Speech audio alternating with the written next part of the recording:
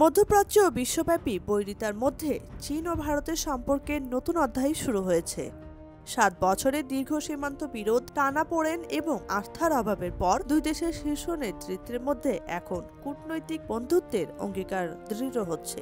রবিবার ৩১ আগস্ট বন্দরনগরী তিয়ানজিনে অনুষ্ঠিত Shanghai cooperation organisation সম্মেলনের ফাঁকে চীনের প্রেসিডেন্ট শি জিনপিং এবং ভারতের প্রধানমন্ত্রী নরেন্দ্র মোদি এক বৈঠকে মিলিত হন। শি জিনপিং মোদিকে বলেন, চীন ভারতের প্রতিদ্বন্দ্বী নয়, বরং অংশীদার হওয়া উচিত। মোদিও বলেন, দুই দেশের মধ্যে এখন একটি শান্তি ও স্থিতিশীলতার পরিবেশ তৈরি হয়েছে। বিশ্বের ২০টিরও বেশি দেশের শীর্ষ নেতারা সম্মেলনে উপস্থিত থাকলেও এবার যুক্তরাষ্ট্রের সঙ্গে বাণিজ্য ও কূটনৈতিক টানাপোড়েন সবচেয়ে বেশি আলোচিত বিষয়। বিশেষ করে রাশিয়ার তেল কেনা এবং ভারতীয় পণ্যের ওপর যুক্তরাষ্ট্রের শুল্ক সংক্রান্ত পদক্ষেপ দুই দেশের কূটনৈতিক কৌশলকে প্রভাবিত করছে।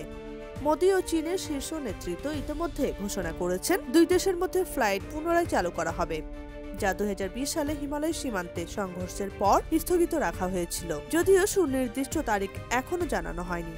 এই সিদ্ধান্তই প্রতিফলিত করছে দুই দেশের মধ্যে নতুন আস্থা ও সংযোগের ইঙ্গিত।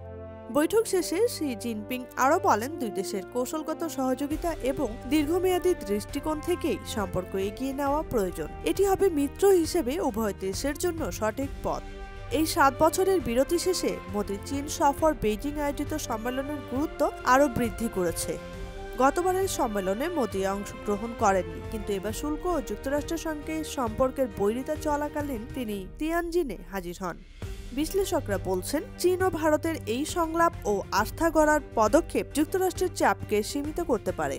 পাশাপাশি এটি আঞ্চলিক শান্তি ও স্থিতিশীলতার দিকেও গুরুত্বপূর্ণ বার্তা দেয়। এবারের সম্মেলনস্থল তিয়ানজিনও প্রতীকী গুরুত্ব বহন করছে। ১৯ শতকে ঔপনিবেশিক শক্তি দখল করেছিল এই শহর। দ্বিতীয় বিশ্বযুদ্ধের সময় জাপানও এটি দখল করেছিল। এখন সেই ঐতিহাসিক শহর নতুন কূটনৈতিক বন্ধুত্বের সাক্ষী হতে যাচ্ছে। শীঘ্রই এই সম্মেলনের শেষ পর্যায়ে বেইজিংয়ের সামরিক প্যারেডে অংশ নেবেন পুতিন, ইরানের প্রেসিডেন্ট মাসুদ পেজেশকিয়ান এবং পাকিস্তানের প্রধানমন্ত্রী শাহবাজ শরীফ সহ অন্যান্য নেতা। এর মাধ্যমে আঞ্চলিক কূটনীতিতে চীন ও ভারতের সম্পর্কে নতুন অধ্যায় আরও দৃঢ় হবে। আর হয়তোবা এভাবেই দীর্ঘদিনের সীমান্ত বিরোধ এবং আস্থার অভাব ঘুচিয়ে চীন ও ভারতের মধ্যে কূটনৈতিক বন্ধুত্বের নতুন অধ্যায় রচিত হচ্ছে। তবে এই বন্ধুত্বের প্রভাব বিশ্বে কিভাবে পড়বে সেটাই এখন দেখার অপেক্ষা। আপনার কি মনে হয়? মতামত জানাতে পারেন কমেন্টে। লাইক দিন, শেয়ার করুন এবং বাংলা ফ্লোয়ের ইউটিউব চ্যানেল সাবস্ক্রাইব করুন। ফেসবুক, ইনস্টাগ্রাম ও টিকটকেও আমাদের সঙ্গে যুক্ত থাকুন।